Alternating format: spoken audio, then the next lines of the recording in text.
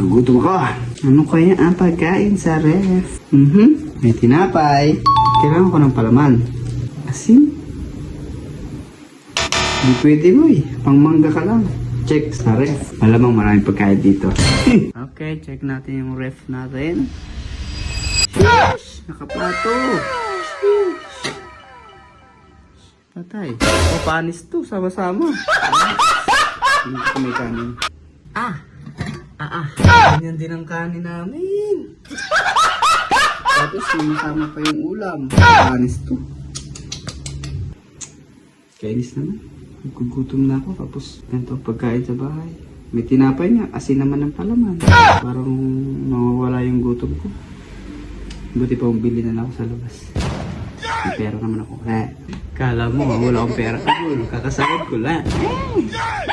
Okay. Sheesh! Nakakabili ng ulam.